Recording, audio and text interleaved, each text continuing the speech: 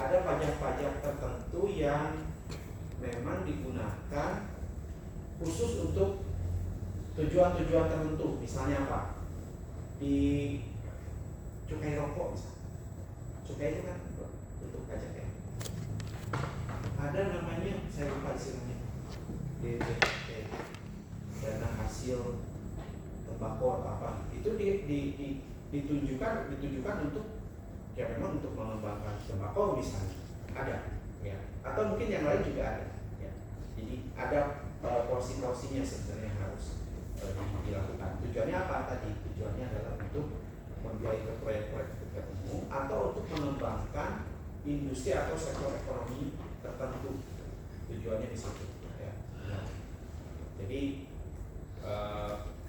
ya nggak apa-apa kita bayar pajak terus masuk wajib ya. Kita wajib bayar pajak ya. Nanti kalau kita jadi pejabat ya kan, seperti cukai, seperti direktur jenderal pajak misalnya, jadi pejabat gubernur kan, ya kan, supaya tidak bocor. Atau ketika kita nanti menjadi politisi, menjadi pegawai pemerintah ya, nah APBN-nya atau APBD-nya dipakai dengan baik ya. Termasuk kita di IPB sini itu ada juga APBN ya. Jadi saya cerita sedikit ya. Di Indonesia itu kalau PTN itu diklasifikasikan ke dalam 3 klaster. PTN itu, yang pertama adalah klaster yang paling tinggi, itu namanya PTNBH, Perguruan Tinggi Negeri Badan Hukum ya. Di bawah itu ada PTN BLU, PTN Badan Layanan Umum ya. Di bawahnya itu klaster ketiga namanya PTN Satker ya. PTN Satker itu misalnya perguruan tinggi di bawah kementerian-kementerian tertentu. Ada STAN di sana, ada sekolah tinggi pelayaran, prawisata, macam-macam itu, ilmu statistik apa, nah itu Satker. Kalau BLU itu mayoritas dari PTN itu BLU. Kalau yang PTNBH itu sekarang sudah ada 21. 4 yang pertama itu UI, ITB, UGM, IPB. Ya, PTNBH. Sekarang udah 21 termasuk universitas terbuka. Nah, bedanya apa? PTNBH ini dianggap PTN yang bisa mandiri. Mandiri dalam konteks apa? Mandiri dalam konteks pengelolaan keuangan atau pengelolaan akademik dan non-akademik. Jadi kalau di PTNBH, kita membuat program studi, membuka program studi baru, menutup program studi baru, program studi dan segala macam, itu nggak perlu izinnya menteri, nggak perlu izinnya kementerian, cukup kita bahas di internal ya, ada proposal misalnya dari sekolah, dari fakultas, nanti masuk ke namanya ada senat fakultas atau senat sekolah, disetujui, kemudian kita kirimkan ke rektor nanti mengirimkan ke senat akademik. Senat akademik adalah organ yang seperti DPR-nya lah, DPR tapi di bidang akademik gitu ya. Mereka akan membahas, kalau disetujui nanti kita bisa buka program studi baru. Jadi nggak terlalu ribet urusannya. Yang urusan ribetnya ya urusan di internal aja gitu ya, urusan di internal. Non akademik juga sama, jadi kebijakan keuangannya itu tidak terlalu rigid ya. Nah kalau PTN BLU itu rigid, akunnya itu relatif lebih rigid. Misalnya akun A digunakan untuk A, ketika dia berubah untuk level tertentu dia harus lapor ke kementerian. Saya mau merubah mata anggaran nih dari beli baju menjadi buat konsumsi misalnya, nah, itu harus lapor ya. Tapi untuk level-level tertentu ya, level tertentu. Jadi ada besarannya berapa misalnya gitu ya. Kalau di PTNBH nggak perlu, kita cukup lapor ke minta persetujuan ke Direktorat Keuangan, di ACC oleh Wakil Rektor, udah cukup. Kalau Satker apa? Kalau Satker seperti yang tadi PTN di bawah kementerian, beli spidol aja harus lapor gitu ya. Jadi dia lebih rigid dari sisi keuangan. Dari sisi akademik apalagi harus semuanya itu izinnya ke menteri. Tapi ada konsekuensi dari itu. Apa? Berkaitan dengan anggaran dari pemerintah. Kalau satker itu 100% setahu saya itu dibiayai oleh negara. Satker itu. Jadi wajar kalau SPP-nya murah. Ya kan? Semua operasional dibiayai dia. Ya, semua operasional dibiayai. Bahkan kalau untuk satker-satker tertentu APBN-nya itu lebih besar. Jadi katakanlah misalnya kalau saya kemarin baru lihat, nanti kalau tertarik lihat YouTube-nya presentasi Pak Muhammad Nuh, Pak Nasir, sama Pak Muhajir, mantan-mantan Menteri Pendidikan ketika RDPU dengan DPR. Mungkin 2 hari 3 hari yang lalu. Ya. Lihat. Kita bisa tahu di situ filosofi pendidikan seperti apa, lalu ketimpangan alokasi anggaran seperti apa dan seterusnya. Ya, saya tidak akan cerita itu. Tapi poinnya adalah ternyata memang anggaran untuk perguruan tinggi di bawah kementerian selain Kemendikbud itu relatif lebih besar. Ya, proporsinya untuk masing-masing mahasiswa. Gitu, ya. Kalau BLU gimana? BLU juga sama. Dia relatif saya tidak tahu persentasenya, tapi anggaran APBN-nya banyak. Kalau PTNBH gimana? PTNBH itu salah satu yang didorong adalah agar bisa menghasilkan uang sendiri, keuangannya sendiri, gitu, ya. Di PTNBH istilahnya itu subsidi. Jadi subsidi itu kan satu-satu bisa dicabut ya, APBN. Nah, kasus IPB misalnya, dari anggaran kita yang 2 triliun lebih itu, anggaran dari pemerintah itu hanya 30%. Utamanya buat apa? Buat gaji pegawai. Selain gaji apa? Ada yang namanya bantuan operasional BOPTN, bantuan operasional perguruan tinggi negeri. Ya, ada bantuan operasionalnya. Harusnya bantuan operasional itu adalah, kalau sekarang kita ramai UKT ya, ada istilah BKT, biaya kuliah tunggal. Biaya kuliah tunggal itu artinya biaya yang harus dikeluarkan oleh program studi untuk membiayai satu mahasiswa dalam satu semester. Katakanlah ketemu 15 juta misalnya gitu. Untuk S1 lah misalnya gitu ya. 15 juta nih ketemu. Untuk membiayai satu orang mahasiswa itu perlu 15 juta satu semester. UKT itu kan disesuaikan dengan kemampuan mahasiswa ya, orang tua kan. Mungkin ada yang dapat 18 juta, mungkin ada yang dapat 15, ada yang dapat 7, ada yang dapat 2 juta, ada yang dapat 1 juta kan gitu. Tapi yang dapat lebih tinggi dari BKT itu kelihatannya nggak ada. Semuanya itu di bawah biaya kuliah tunggal kan, UKT-nya itu. Nah, BOPTN itu seharusnya adalah selisih subsidi dari pemerintah karena kekurangan tadi. Jadi kalau biayanya ada 15 juta, sementara kemampuan mahasiswa adalah 7 juta, maka pemerintah harus mensubsidi 8 juta. Harusnya begitu. Amanat undang-undangnya begitu. Faktanya enggak. Di IPB sendiri bagaimana dengan SPP? SPP di kita itu hanya berkontribusi 23% terhadap pengeluaran. Jadi kalau 30% ditambah 23% berarti baru 53%. Kecil sebenarnya. Ya kalau adik-adik karena di sini kebetulan adik-adik. Mas, Mbak, Bapak Ibu karena kebetulan di sini tinggi ya. Nah, tinggi. Tapi kalau di tempat lain gimana? Agak rendah. Jadi keseluruhan itu kita hanya 23% aja sebenarnya. Ya, pendapatan dari mahasiswa. Sisanya dari mana? Pertanyaannya kan? Nah, sisanya kita dari apa? Dari kerjasama proyek, kerjasama penelitian, kerjasama luar negeri, itu sekitar 30% lebih. Ya, dapat bantuan dari World Bank, dapat bantuan dari mana? Dari China, dari apa gitu, dari lembaga-lembaga internasional tuh untuk riset kan. Tapi itu kan habis aja operasional, ya, habis operasional. Sisanya dari mana lagi? Dari unit usaha. Nah, kita punya namanya PT BLST, ya, Bogor Life Science and Technology. Nah itu di bawahnya ada IICC, ya IICC itu punyanya IPB tuh, yang menyewa-nyewakan buat conference, buat nikahan yang di atas Botani Square itu. Nah itu Hotel Santika itu mekanismenya BOT ya, tapi sekarang masih dikelola orang lain. Kita hanya dapat persentase berapa persen kecil. Di samping botani ada jadi kemana-mana nggak apa-apa ya. Di samping botani ada namanya IPB Convention Hotel yang di belakang Damri itu kan ada hotel tuh. Nah itu punya IPB, itu sebenarnya dikelola oleh IPB. Ada apa lagi? Kita ada lembaga konsultan misalnya PT Prima Kelola, ada Botanisid, ada lagi Botani Mart.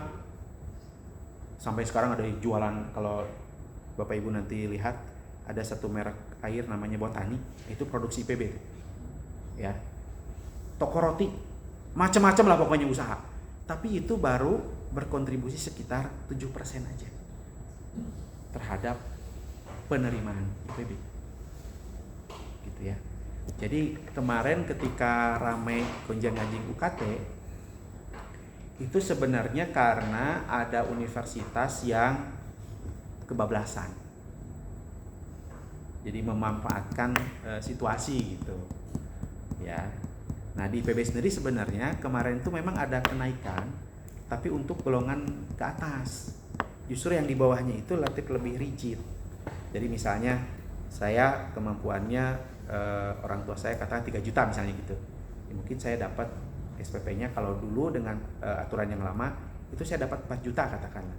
Tapi sekarang kita bikin klasternya lebih rapat sehingga dia bisa dapat cuma 3 juta gitu. Harusnya begitu kemarin itu.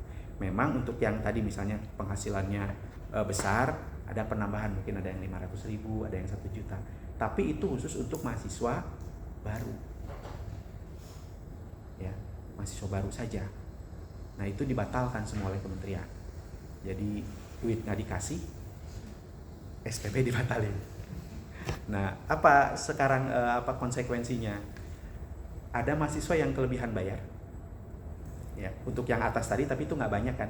Kalau kelebihan bayar lebih gampang kan. Nanti bisa diambil, bisa ditabung buat semester berikutnya kan gitu ya. Mungkin ada yang kelebihan bayar 1 juta, 2 juta, 500.000 gitu.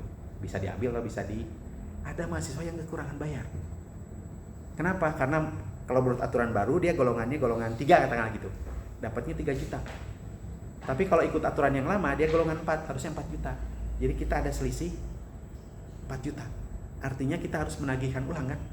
Yang menagih itu bisa dibayar apa enggak? Ya kan? Dia protes nanti. Katanya 3 juta kok sekarang 4 juta. Ah, ramai lagi. Nah, itu sekarang kondisi kita. Ya, kondisi di IPB. Ya.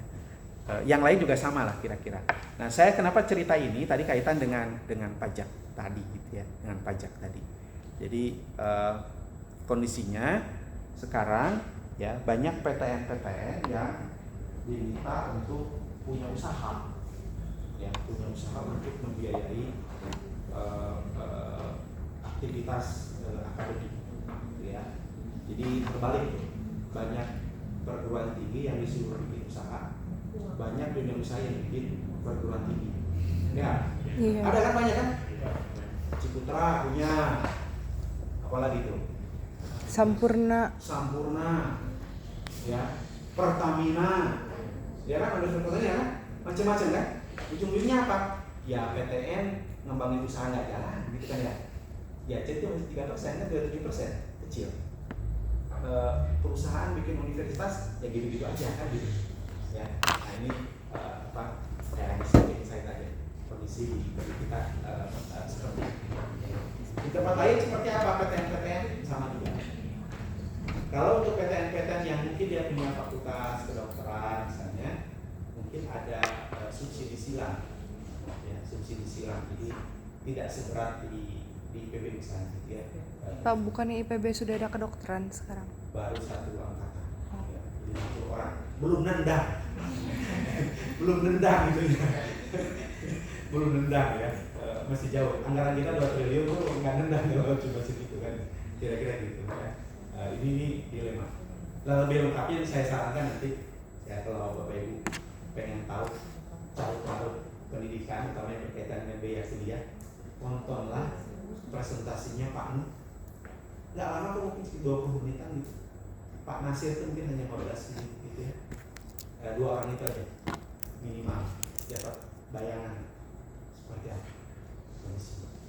Ya. Oke, balik lagi ke sini. Ya. Saya diminta mengumpulkan BEM, ya, tugas sebagai wakil rekan untuk menjelaskan kondisi. Ya, sampai mereka demo nggak tahu apa namanya permasalahan gitu ya. Untuk menjelaskan. Ya. Biasanya kan kalau turun nggak ribut, jadi kalau naik kan ribut kan. Ya, sampai sekarang sih kita produksi. Oke, yang kedua, konsekuensi yang tadi itu, Bapak Ibu sekalian, apa khawatir yang lainnya adalah kaitan dengan temuan. Ya, temuan misalnya, menurut aturan lama, mahasiswa ini harus bayar 4 juta. Menurut aturan baru 3 juta. Kita keburu menyurati mereka kan 3 juta kan? Berarti ada selisih 1 juta. Nah yang 1 juta ini harus dipertanggungjawabkan. Karena beranggap, karena kita sebagai PTNBH, ya, meskipun itu uangnya dari dana masyarakat, dari mahasiswa, itu harus dipertanggungjawabkan sesuai dengan keuangan negara. PPK masuk, segala macam masuk. Kalau kurang, disebut jangan korupsi kan, ya, mengurangi pendapatan negara, hilang. Jadi kalau misalnya nanti ada mahasiswa yang nggak mampu, ya nggak mampu bayar itu, ya ada harus bikin surat. Entah itu mungkin dari mana atau apa, ada bukti kan? Maksudnya nggak mampu ini buktinya. Itu ketakutan ditolak gitu. Ya selain banyak juga yang nakal ya. Ada beberapa rektor yang kena kan? Ya, itu masuk rekening pribadi misalnya ya. Oke, nah Bapak Ibu sekalian, kaitan dengan pajak ini bisa dua pilihan. Apakah pajak itu dibebankan bisa ke konsumen aja atau ke produsen saja, atau bisa dibebankan ke dua belah pihak gitu ya, proses pajak itu. Nah kita bisa lihat ya bagaimana prosesnya ya. Pengaruh pengenaan pajak kepada pembeli misalnya gitu ya, bisa kita lihat karena ada pajak maka demand berkurang, kemampuan dia berkurang ya. Artinya apa? Kalau ada bansos, demandnya pasti naik karena kemampuan daya beli kita meningkat, karena pendapatan kita meningkat. Dengan pajak dianggapnya pendapatan kita turun sehingga demandnya turun. Logiknya begitu ya. Ini yang terjadi ya kalau kemudian kena pajak dan dibebankan kepada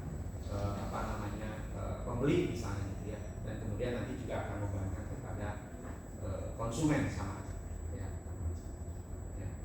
Nah kalau ke penjual seperti apa ya, penjual ini juga sama ya, mengurangi kemampuan produsen untuk membeli raw material dan seterusnya gitu kan, sehingga dia supply-nya berkurang ya, supply-nya berkurang sehingga ininya turun ya, nah minggu 2 hari yang lalu kita diskusi apakah perlu dikenakan pajak atau tidak.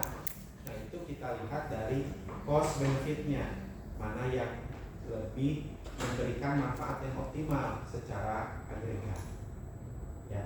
Jadi kalau secara makro itu dia nggak terlalu peduli itu siapa yang kena, siapa yang tidak kena, siapa yang diuntungkan, tidak diuntungkan. Yang penting secara keseluruhan lebih bagus. Nah, itu berpikir orang-orang makro gitu ya. Jadi yang penting tumbuh gitu. Meskipun sebenarnya ada satu lagi keyword yang perlu kita perhatikan, kaitan dengan apa? Kaitan dengan distribusi ya. Jadi ketika kita menganalisis kebijakan, kita harus sampai kepada siapa yang diuntungkan atau mendapatkan manfaat lebih tinggi dari kebijakan ini, dan siapa yang dirugikan dari kebijakan ini. Nah yang dirugikan itu seharusnya dia mendapatkan kompensasi, entah itu berupa program, entah itu berupa yang lain dan seterusnya. Itu harus ada treatment seperti itu. Karena kalau tidak nanti terjadi ketimpangan ya, terjadi ketimpangan. Seringkali jangan-jangan kebijakan-kebijakan itu hanya fokus kepada asal tumbuh aja gitu ya, tidak melihat bagaimana distribusinya, ya, bagaimana distribusi. Dia hanya melihat yang penting ya bagus, ya, tidak melihat.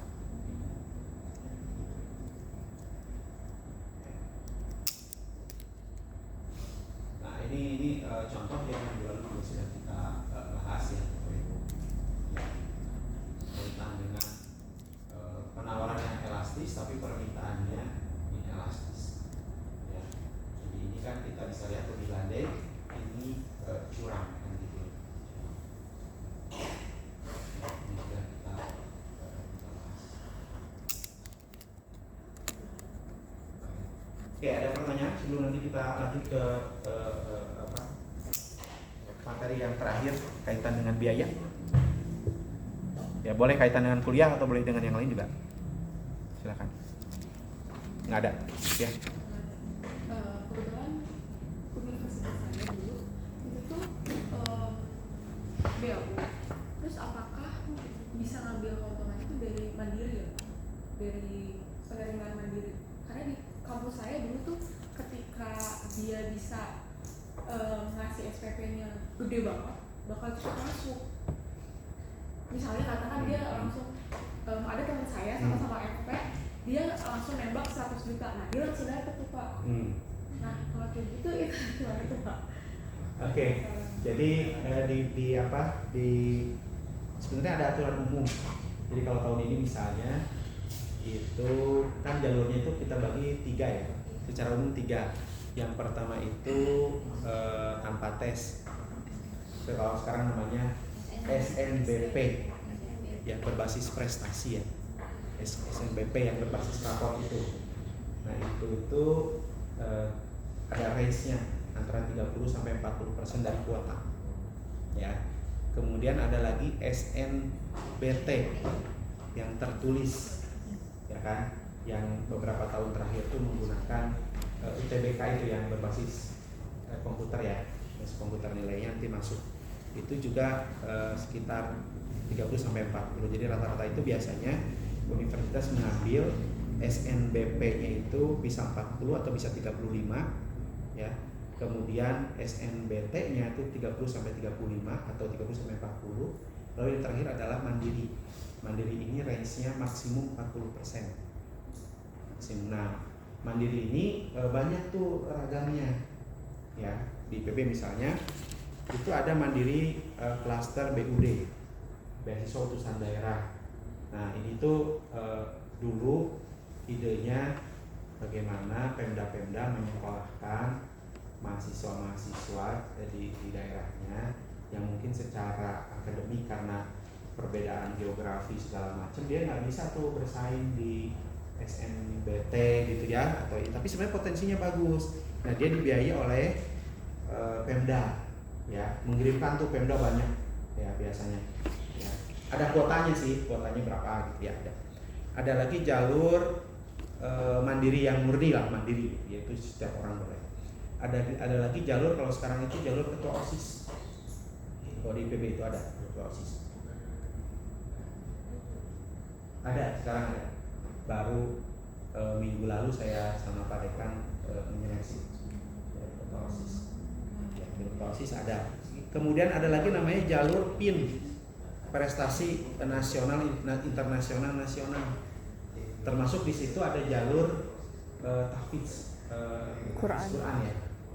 Ya, yang hafiz tuh ini. Tapi memang kuotanya kecil itu. Ya. Misalnya mungkin hanya satu fakultas hanya menerima 1 orang, 2 orang, satu program studi ya. Yang PIN juga kalau nggak salah hanya 10% dari itu ya, yang mandiri. Nah kaitan dengan tadi saya tidak tahu kalau di tempat lain, tapi kalau di IPB itu ada yang membedakan mandiri dengan tidak mandiri adalah ada BPIF, biaya pengembangan institusi dan fasilitas seperti itu. Nah ini udah ditentukan dari awal. Misalnya untuk di kita di sini itu 75 juta. Uang gedungnya Pak? Uang gedung, satu kali aja. Dari untuk yang mandiri. Yang mandiri. Mandiri. Ada yang saya lupa yang 100 ada. Ada yang 50, ada yang 35 kalau nggak salah. Ya, ada beberapa. Berarti hampir mirip sama swasta dong Pak sekarang. Ada di jalur mandiri harus ada uang gedung dan lain Iya, sebagainya. betul, ada. Tadi karena konsekuensi dari PTNBH tadi, iya kan? Jadi kita nggak dibiayai oleh negaranya yang makin kecil gitu kan? Itu ada, ya. Tapi itu sebenarnya tidak apa ya bahasanya itu tidak mempengaruhi ketika kita melakukan seleksi sebenarnya, ya, tidak mempengaruhi. Jadi ketika misalnya di SNBP gitu ya, kan kita ada kelompok-kelompoknya, ya namanya pendapatan orang tua nggak dilihat, yang penting nilainya bagus apa enggak gitu kan. Ini kita yakin nggak? Jadi kalau di PB itu SNBP kita tuh punya ranking sekolah-sekolah. Oke, ada namanya kita klasterkan dua, sekolah klaster perak dan non perak. Nah di setiap sekolah itu ada rankingnya. Apakah sekolah ini A+ atau A- dan seterusnya? Itu berdasarkan apa? Berdasarkan riwayat kakak-kakak kelasnya. Oke, kakak kelas dari universitas itu berapa dari sekolah A misalnya? Oh di rata-rata kalau yang masuk ke sini IP-nya bagus-bagus nih, 3,5 misalnya. Oh berarti ini sekolah bagus nih. Kalau kita ngambil dari sekolah itu, kita yakin mahasiswa ini bagus lah. Nanti mungkin dia akan lulus, kan gitu, ya kan? Itu dilihat tuh. Kemudian kita lihat juga dari apa? Dari kalau kita misalnya memberikan kuota 5, data yang daftar ulang cuma 3. Nah berarti dia mungkin bisa aja turun, ya, turuninlah gitu, jadi 4 atau jadi berapa gitu. Sama tadi dari kakak kelasnya, kalau misalnya kita sih menerima terus, tapi IP-nya kecil terus, nah berarti di sekolahnya jelek nih, Dikurangin. nah, kurangin. Itu proses ya. Jadi di layar itu kelihatan, dan itu diplenokan. Oke, jadi dekan, wakil dekan itu duduk bersebelahan, udah punya komputer masing-masing, dan ini semua dekan ada. Di depan kita itu ada PWR, ya. Oke, kita buka nih sekolah A. Oke, kita lihat berapa orang yang daftar ke sekolah bisnis. Ada 3 orang misalnya. Nah, kalau kita mau ngambil 2 orang, maka kita harus ngambil peringkat 1 dan 2. Nggak boleh peringkat 3. Nggak boleh. Ya kan? Karena berbasis prestasi ya. Nggak boleh. Kalau kita misalnya, ini bertiga ini bagus nih, tapi kuotanya cuma 2, ya tambah kuota jadi 3. Nggak boleh kemudian kita ambil 1 dan 3, 2 nggak diambil, nggak boleh gitu. Nah itu diplenokan. Oke, setuju. Oh, gitu. Termasuk kalau di SNBT karena ini nasional, rapatnya di kementerian. Cukup Pak Rektor. Itu lebih gampang lagi. Diurutkan aja berdasarkan nilai. Rek, gitu kan. Kita punya kuota 50, urutan aja dari 1 sampai 50. Serah ke bawah. Udah yang di bawah itu nggak masuk. Pak, kalau misalkan ada yang kebetulan nilainya sama tuh bagaimana Pak? Hasilnya? Nah itu kalau misalnya di awal tadi kayak SNBT atau SNBP misalnya, kita tambah kuota. Saya pernah Pak dulu, teman saya di bawah saya nilainya keterima di ITB, saya ditolak. Itu ngaruh nggak Pak? Secara prinsip itu harusnya enggak. Tapi itu Kecuali di ITB ya, Pak, bukan di IPB. Kecuali mungkin ada pertimbangan, misalnya ada bisa begini, dia diterima di teknik apa, nilainya sama secara rata-rata, tapi di situ tuh ada prasyarat mata kuliah kimia misalnya, dia kimianya lebih tinggi nih, misalnya dia kimianya 100, kita cuma kimianya 90, nah mungkin dia ngambil yang kimianya 100 itu, bisa begitu. Jadi melihat kadang-kadang kita juga begitu, ini bagus, ya tapi ini biologi kecil, ya padahal dia di situ biologi semua gitu, gitu kan, nah itu begitu kira-kira ininya. Ya. Berarti aspeknya menyeluruh ya Pak? Aspeknya menyeluruh. Kalau di SNBP memang kita punya ada kewenangan juga kaitan dengan biasanya distribusi wilayah. Jadi kita nggak bisa diadu tuh mahasiswa yang berasal dari Kalimantan Timur dengan SMA 1 Bogor misalnya, itu nggak bisa kita adu, ya kan? Nggak fair. Kayak tinju itu kelas berat lawan kelas terbang, ya kan? Nah itu boleh kita melakukan afirmasi, ya kita ngambil dari daerah terluar beberapa orang. Tetapi kalau dalam satu sekolah harusnya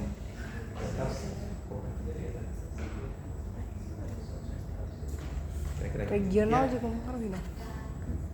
Kan kalau univ saya barusan jadi universitas saya baru jadi PTNBH 2019.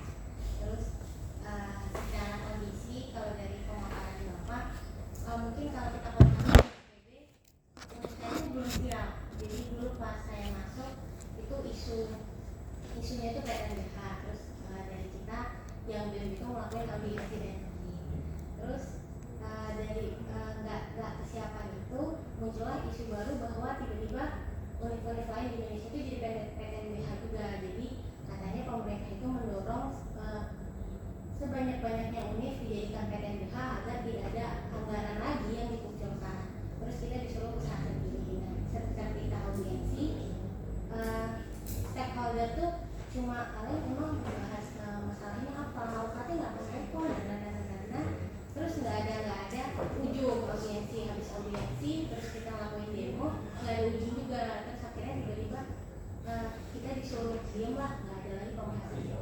Pas ganti semester secara resmi tanpa ada kasih dan draft ke mahasiswa dan yang lainnya, univnya menyatakan itu udah PTNBH. Terus jadi kita nggak bisa otak-atik lagi. Terus dengan janji nggak ada kok UKT dan lain, karena saya angkatan atas saya nggak kena. Pas di bawah angkatan lainnya semuanya kena UKT-nya nambah, dengan sampai saya lulus tidak ada satupun usaha yang muncul. Mungkin kerjasama iya, tapi usaha yang buat masuk di univ itu nggak ada. Tapi mungkin pembangunan ada, tapi UKT-nya itu mereka mengatakan makin. Ya betul, memang tadi kan, jadi pemerintah memang mendorong setiap universitas menjadi PTNBH agar lebih mandiri. Kita kan berpikirnya kalau saya sebagai pengelola mandiri dalam konteks akademik boleh ya, tadi membuka menutup program studi kan lebih agile lah, nggak perlu bikin sesuatu harus ke menteri gitu kan, mungkin kan dengan kondisi itu lebih cepat lah, lebih cepat. Tapi jangan juga didefinisikan atau diartikan bahwa mandiri secara non akademik itu pemerintah lepas tangan dalam konteks pembiayaan, kan nggak boleh begitu. Kalau dalam konteks saya ya harusnya enggak, ya tetap supportnya harus ada yang namanya itu, kan jelas di undang-undang itu yang namanya pendidikan itu kewajiban negara. Jadi pendidikan itu kewajiban negara.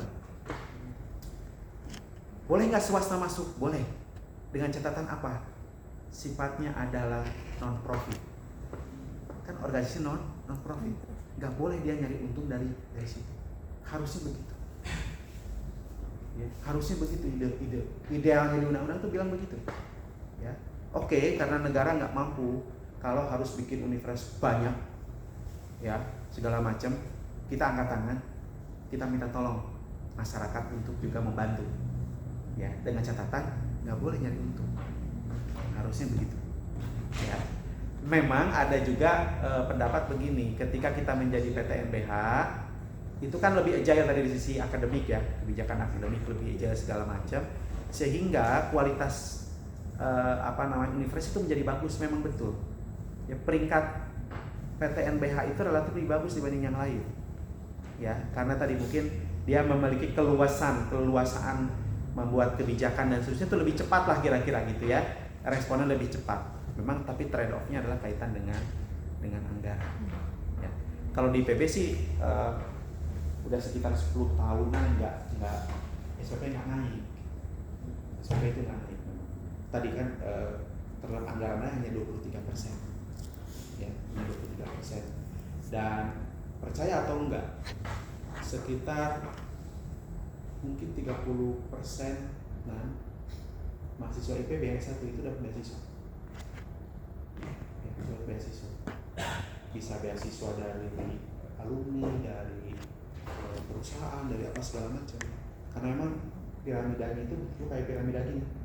Jadi yang kaya itu mungkin banyak, tapi kalau persentasenya kecil. Yang banyak itu kelas menengah ke bawah. Ya, kelas menengah ke bawah. Jadi kalau kita menjelang sebentar lagi bayar SPP nih, ya kan bulan Agustus, nah itu rapi nih. Berapa orang mahasiswa yang belum bisa bayar SPP? Nah, kita biasanya ngontak para alumni. bisa kita tolong nggak dibayarin gitu. Ya. Atau ada juga yang kita bahkan punya namanya Yayasan Alumni Peduli IPB, YAPI. Itu setiap tahun 1.000 beasiswa. Ya. Sampai sekarang tuh kita kerjasama dengan BSI membuat produk suku atau wakaf. Dana Lestari ya Pak? Ya, Dana Lestari itu, ya, yang itu tuh. Jadi kita bisa mewakafkan uang, tetapi pokoknya itu nanti dibalikin. Misalnya kita nih nyimpen di BSI dengan mekanisme tertentu ya, 1 juta. Akadnya adalah satu tahun, oke? Kan pasti ada bagi hasil. Nah, bagi hasilnya 7%. Yang 7% itu masuk ke yayasan itu, yang 1 jutanya dibalikin ke kita. Gitu ya. Jadi macam-macam tuh. Ya, ada wakaf uang, ada wakaf apa segala macam. Tadi untuk menginikan para mahasiswa. Ya, para mahasiswa. Ada juga yang beasiswa dari angkatan. Ada yang jadi orang tua asuh, macam-macam. Ya, karena memang banyak sekali. Kalau di SB sih relatif sedikit ya di sini. Tapi kalau di Darmaga itu banyak mahasiswa yang mungkin makan aja. Jadi penyakitnya mahasiswa IPB itu secara umum adalah apa tuh? Kuning-kuning itu? Hepatitis gitu kan. Itu kan karena apa? Kurang makan kan? Ya mungkin makannya hanya sekali sehari gitu ya. Ada yang itu gitu ya. Jadi kalau Bapak Ibu nanti bulan puasa misalnya main ke Al-Huriyah tuh di masjid yang di Darmaga, banyak sekali yang ikut buka bersama. Ya, PPT, para pencari takjil. Banyak sekali. Termasuk saya dulu. Ya, gitu ya. Jadi kondisinya begitu tuh. Jadi poinnya apa? Nanti kalau Bapak Ibu sukses, kasih beasiswa teman-temannya gitu kan, ke adik kelas, ke apa gitu kan. Tadi ikut, kalau sekarang punya kelebihan uang, bisa tuh ikut program yang sukuk atau apa gitu ya. Tapi ini sifatnya volunteer, bukan wajib ya. Jangan sampai saya bilang kemarin kewajiban, enggak. Oke, ya. Pak, saya mau tanya, saya agak sedikit bingung sama penjelasan Bapak yang tentang harga maksimum sama harga Dasar, oke. Iya. Kan Bapak sempat mengatakan kalau harga dasar itu sangat efektif jika ditetapkan di atas harga keseimbangan. Iya. Tapi sebelumnya Bapak juga mengatakan bahwa harga maksimum itu tidak efektif jika di atas harga keseimbangan bagi konsumen. Tapi untuk harga dasar sangat menguntungkan bagi produsen. Oke. Nah, maksud saya Pak, untuk menetapkan harga yang baik bagi produsen dan bagi konsumen, apakah kita harus menetapkan harganya di harga keseimbangan atau seperti apa Pak? Karena dari penjelasan Bapak saya menangkapnya agak posisi yang serba salah. Oke. Jadi kondisi ideal adalah ketika berada di harga keseimbangan. Jadi kalau kondisinya lagi baik-baik saja gitu ya, maka supply demand itu berlaku ya. Tetapi ada satu kondisi di mana itu tidak ideal.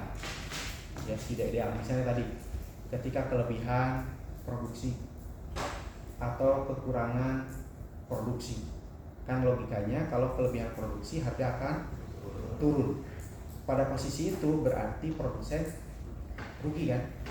Ya, sehingga harus ada intervensi. Di satu sisi ketika supply-nya kurang, kecil sekali, demand-nya tetap, berarti kan harga akan naik. Itu kondisi yang tidak ideal bagi konsumen. Ketika kondisi tidak ideal bagi konsumen, agar harganya tidak meroket tinggi banget, maka pemerintah harus membuat kebijakan namanya harga maksimum. Harga maksimum itu tentu akan berada di bawah harga keseimbangan, betul nggak? Karena kalau di atas harga keseimbangan segini aja udah berat, apalagi kalau naik lagi kan gitu, sehingga dia harus di bawah harga keseimbangan, ya kan? Artinya apa? Ya dibatasin harganya, jangan sampai naik, udah segitu aja. Atau bahasa yang lebih mudah mungkin harga eceran tertinggi. gitu kan, ditentukan tuh. Itu ketika kondisinya tidak ideal bagi konsumen. Harga maksimum di bawah harga keseimbangan. Ketika tidak ideal di produsen, produksinya berlimpah segala macam kan gitu ya. Kalau dia mengikuti harga keseimbangan akan rendah sekali. Bahkan 2 hari lalu kita cerita tomat itu sampai dibuang, kan gitu, ya kan? Nah, agar bisa melindungi produsen, maka perlu ada harga dasar. Yang harga dasar itu pasti harusnya berada di atas harga keseimbangan, agar nggak jatuh banget, gitu. Kira-kira gitu. Idealnya apa? Ya ideal kalau kondisinya ideal, jangan ada interaksi apapun. Tapi kadang-kadang kondisinya itu nggak ideal gitu. Ya, nggak ideal. Kelebihan produksi, kekurangan produksi itu aja ada. Itu masalah tuh, gitu kan? Nah itu harus ada intervensi agar apa? Agar kesejahteraan kedua belah pihak, baik produsen maupun konsumen, relatif terjaga. Baik, Pak. Terima kasih banyak. Oke. Tadi mohon maaf kalau mungkin penjelasan saya menginginkan. Pak, Ya. pemerintah itu bisa sebagai yang mengatasi market power, atau bisa juga dia yang menjadi market power ya Pak ya. Kayak contohnya misalnya BBM ya, BBM itu. Kalau misalnya BBM itu kan kayaknya pemerintah jadi sebagai price makernya kan. Kayak misalnya Pertalite itu dia tentuin harga itu karena tidak ada kepentingan politik kan. Karena kan kalau secara harga keseimbangan itu kan tidak seimbang Pak. Pertalite itu produksinya sangat mahal dengan harga yang sangat rendah, yang pada akhirnya membebani APBN kita juga kan oleh komunitas subsidi. Artinya pemerintah itu bisa jadi sebagai yang kan market power itu terjadi karena tidak karena ada yang karena tidak adanya persaingan sempurna ya Pak ya. Iya. Artinya market power kan. Nah, pemerintah bisa intervensi di situ sehingga persaingan jadi sempurna lagi. Contohnya dari penetapan harga dasar tadi kan. Atau bisa juga pemerintah itu justru dia sendiri yang membuat sehingga persaingannya tidak sempurna, kayak semacam Pertalite itu kan, kayak BBM. Pada akhirnya kan yang lain kan tidak bisa bersaing dengan sehat juga kayak Shell. Iya, jadi ikutan dia naik kan mau nggak mau kan karena harga produksinya sangat tinggi. Akhirnya Shell kan yang ikut juga tuh. Shell tutup, terus AKR yang belum tutup juga yang nggak banyak juga konsumen kalau kita lihat. Oke, jadi ada 2 hal di dalam kita bisnis itu kita harus memahami. Yang pertama adalah strategi berbasis pasar. Strategi berbasis pasar itu berarti konsep dasar itu supply demand, harga maksimum, harga minimum, pajak dan seterusnya. Itu kan mekanisme pasar untuk menyeimbangkan supply dan demand. Kira-kira gitu ya, untuk menaik turunkan supply dan demand kan. Itu namanya mekanisme pasar. Ada yang kedua namanya mekanisme non pasar. Nah, mekanisme non pasar itu adalah mekanisme yang dilakukan baik oleh negara ataupun oleh swasta. Contohnya apa mekanisme pasar itu? Melalui lobby, kuota misalnya, kuota impor daging. Itu kan bukan berdasarkan mekanisme pasar, berdasarkan mekanisme non pasar. Ya, orang yang mungkin produsen atau pengusaha yang punya kekuatan lobby dengan pemerintah, dia akan mendapatkan kuota yang lebih banyak dan seterusnya. Itu bagian dari mekanisme non pasar. Termasuk kalau dalam pemerintah mekanisme non pasar apa? Melalui regulasi-regulasi dia lakukan itu kan. Itu yang pertama. Yang kedua, kenapa di BBM segala macam itu ini ada 2 paradigma nih. Yang paradigma yang pertama kaitan dengan orang-orang yang memang menganut pasar bebas. Orang yang penganut pasar bebas mengatakan udah semuanya berdasarkan mekanisme pasar aja, nggak usah ada misalnya hambatan keluar masuk pasar gitu kan. Ya silakan aja Shell yang lain diundang semua sehingga lebih kompetitif, sehingga nanti harga yang terbentuk itu harga keseimbangan. Ya kalau begitu mungkin Pertamina tutup misalnya karena tadi biayanya mungkin tinggi segala macam misalnya kan. Itu paradigma pertama. Paradigma kedua adalah berdasarkan undang-undang kan, bahwa di pasal 3 itu cabang-cabang produksi yang penting bagi negara dikuasai oleh negara. Nah, inilah yang selama ini yang dominan, paradigma yang dominan, gitu ya. Karena BBM ini dianggap sebagai cabang-cabang produksi yang penting bagi negara, maka keterlibatan swasta itu dibatasi, gitu ya, dibatasi. Apakah itu menunjukkan bahwa pemerintah punya power? Ya betul. Bahkan mungkin namanya adalah government power, ya, kekuatan pemerintah untuk mengatur institusi ekonomi, dan itu boleh. Yang tidak boleh adalah kalau semuanya diserahkan kepada mekanisme pasar, maka kita akan mengenal istilah kegagalan pasar. Pernah dengar ya, market failure, ya, kegagalan pasar. Kalau semuanya diserahkan kepada negara, semua urusan ekonomi diserahkan ke negara, maka ada kemungkinan namanya government failure. Korupsi, polusi segala macam, bukannya bagus. Ya, ekonomi mungkin makin hancur. Ya.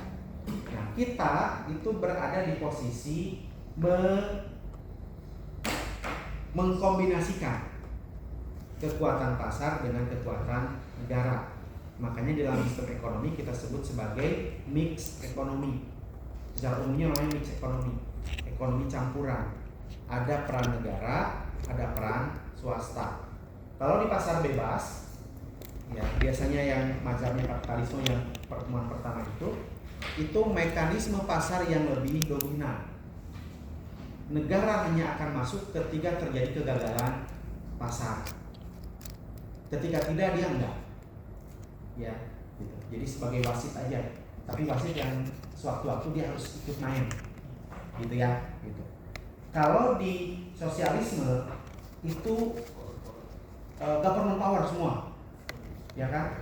Market powernya itu kecil bahkan mungkin jangan-jangan nggak ada. Semua ditentukan oleh negara. Kamu produksi roti, kamu produksi ini, segini harus begitu, ya kan? Jadi tidak ada pilihan. Nah, konsekuensinya apa? Bisa jadi terjadi government failure. Indonesia memilih di tengah mix, gitu ya. Agar apa? Ada keseimbangan tadi. Ya, kalau kita ingat yang saya waktu itu segitiga itu. Di situ ada negara, ada bisnis, ada masyarakat, di tengahnya ada etika dan hukum kan. Saya sampaikan bahwa negara itu harus menjalankan fungsinya sebagai negara. Swasta harus menjadikan fungsi sebagai swasta. Jangan negara terlalu ikut campur urusan swasta. Swasta juga jangan berperilaku seperti negara. Gitu kan, harus seimbang. Gitu. Kira-kira begitu penjelasan. Ya, jadi memang betul. Jadi kita perlu, apalagi orang bisnis itu harus mempelajari strategi bisnis berbasis pasar. Kita paling tidak harus tahu supply demand, mekanisme pajak itu kemana segala macam. Tapi itu tidak cukup. Jangan-jangan untuk sektor-sektor tertentu mekanisme non pasar itu lebih dominan. Contohnya apa? Di pertambangan, yang biasanya industri-industri yang sifatnya ekstraktif, itu mekanisme non pasar itu lebih dominan dalam ketika kita membuat strategi. Itu kan mekanisme non pasar. Ya, itu mekanisme non pasar semua. Ya, kira-kira gitu. Ya, jadi ada government power, ada market power. Market power itu berdasarkan market share. Tapi kalau government power itu berarti pemerintah memiliki kekuatan untuk membuat regulasi apapun. Tapi tentu harus ada, ketika membuat kebijakan apapun harus ada payung hukumnya gitu. Nggak boleh dia nggak. Jadi boleh gini, negara itu boleh atas nama negara saya melakukan ini, itu boleh. Tapi harus jelas aturannya ada nggak, undang-undangnya ada nggak, segala macam. Kalau nggak ada kan melanggar. Tapi kalau ada aturannya boleh melakukan. Asal tujuannya tadi untuk kesejahteraan rakyat kan gitu, keadilan sosial bagi seluruh rakyat Indonesia gitu. Itu jatuhnya monopolistik gitu ya Pak. Kalau misal Monopoli. ya, Monopoli. Jadi kalau monopolistik itu dia dekat ke pasar persaingan sempurna, tetapi produknya udah terdiferensiasi. Kayak misalnya apa? Alfamart, restoran segala macam itu monopolistik.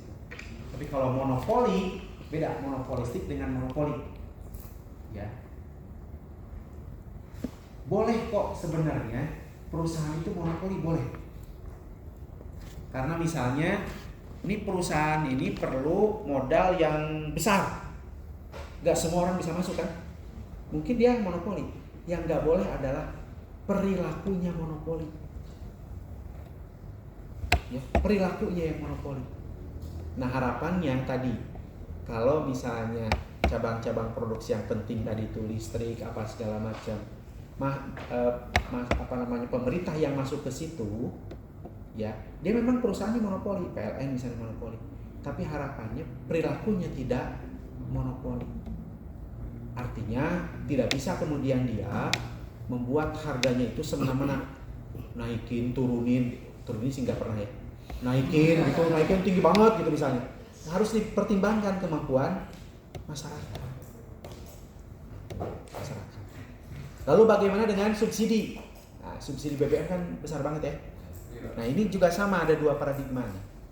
Paradigma yang pertama mengatakan bahwa subsidi BBM itu lebih banyak